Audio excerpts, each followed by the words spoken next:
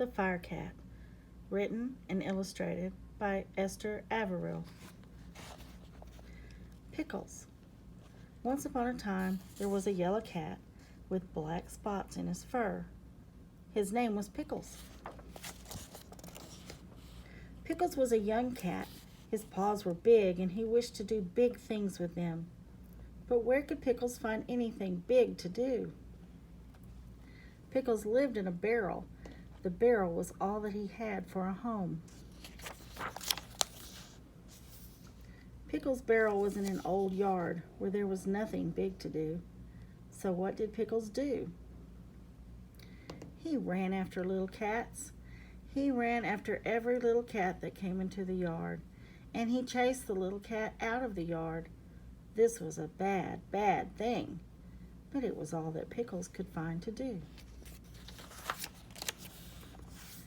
Next to Pickles' yard was a house. In the house there lived many cats who called out to Pickles, "You are bad. You cannot be our friend." But Pickles had a friend in the house. His friend was Mrs. Goodkind. Every day Mrs. Goodkind came into the yard and gave Pickles something to eat. One day Mrs. Goodkind said, "Pickles, you are not a bad cat. You are not a good cat. You are good and bad and good. You are a mixed up cat. What you need is a good home. Then you will be good." Mrs. Goodkind picked up the mixed up cat. She took him into her home to live. Mrs. Goodkind's home, there was a pretty chair for Pickles to sit on. There were toys for him to play with. But Pickles did not want to sit on a pretty chair. He did not want to play with toys. So he ran back to his barrel in the yard, and he began to chase little cats again. Mrs. Goodkind said to Pickles, "Things cannot go on like this. Something will happen." The next day, Pickles chased a little cat up an old tree. He climbed after her. Pickles sat up in the tree near the little cat. He would not let her climb down.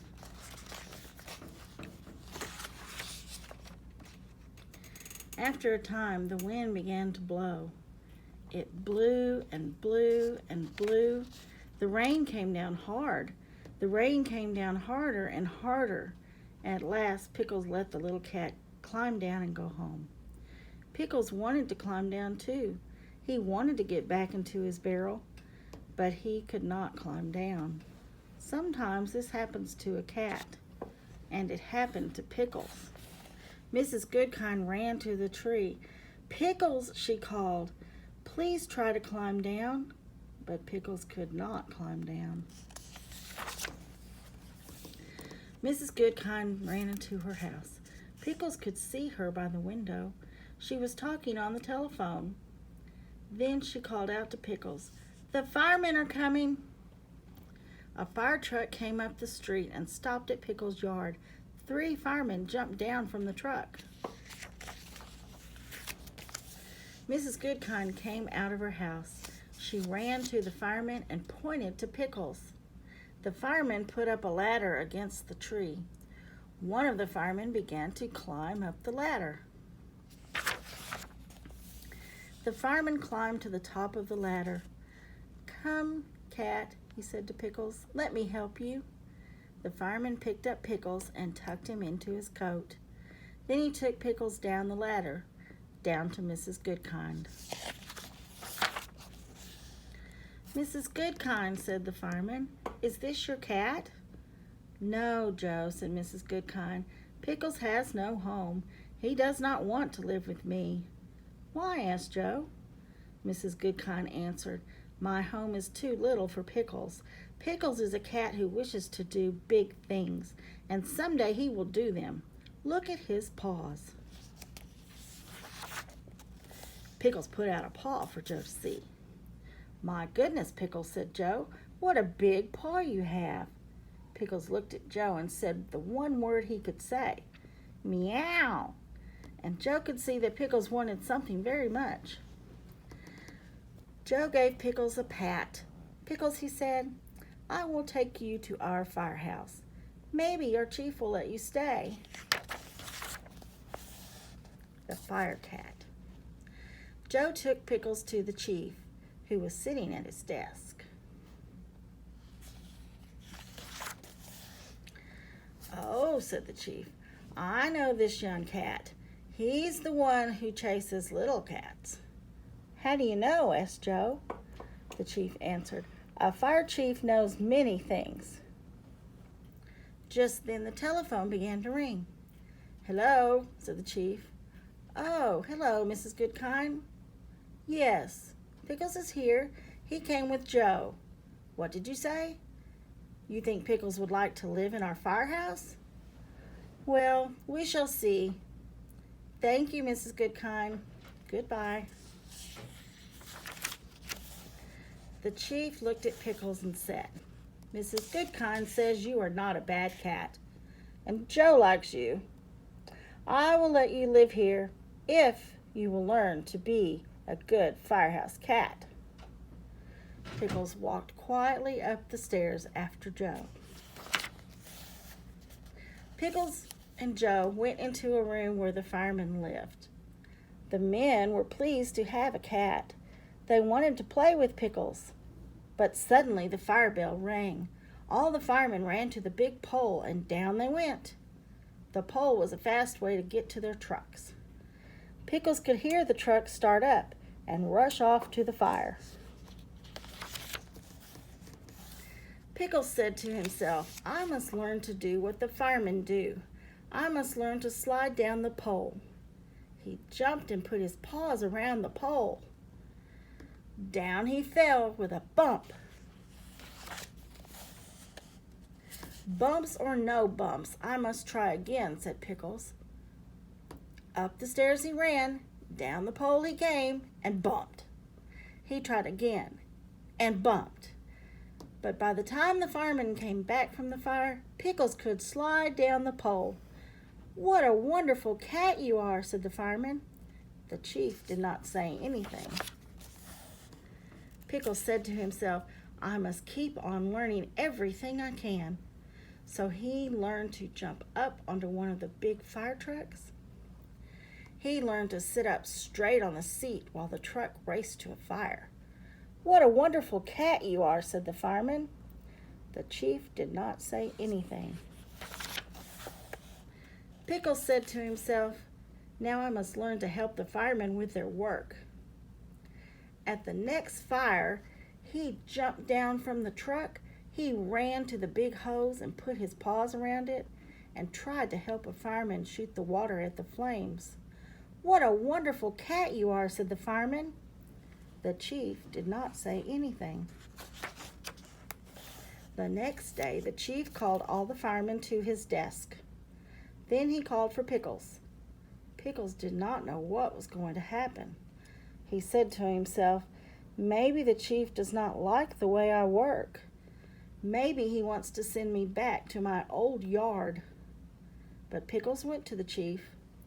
At the chief's desk stood all the firemen and Mrs. Goodkind. The chief said to Pickles, "I have asked Mrs. Goodkind to come because she was your first friend." "Pickles, jump up on my desk.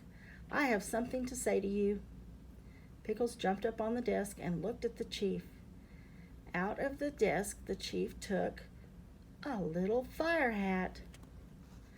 "Pickles," said the chief, "I have watched you at your work. You have worked hard. The time has come for you to know that you are now our fire cat." And with these words, the chief put the little hat on Pickles' head. The old tree. Pickles made friends with all the firemen, but he did not make friends with any cats. When cats came to the firehouse to look at the trucks, Pickles chased them away. The chief called Pickles to him and said, "A fire cat must be kind to everyone. You must be good to other cats." Little by little, Pickles learned to be good to the cats he met and made friends with them too. Then all the cats loved to come to the firehouse. On rainy days, most cats stayed at home, and Pickles sat upstairs with the firemen. One rainy day, as he sat there, he thought to himself, how bad I was when I chased the other cats. Once I chased a little cat up a tree. Oh me, oh my, why did I do that? Suddenly Pickles heard the chief call out, "Cat in a tree!" Fireman Joe and the other two men slid down the pole. Pickles slid down the pole after them. He heard the chief say, "The tree is in the old yard next to Mrs. Goodkind's house." Oh, thought Pickles, that's the yard where I lived. And that's the tree. Pickles jumped up on the truck with the three firemen. Away they rode to the yard, and there in the wind and in the rain stood Mrs. Goodkind, pointing to the very little cat. The firemen put a ladder against the tree.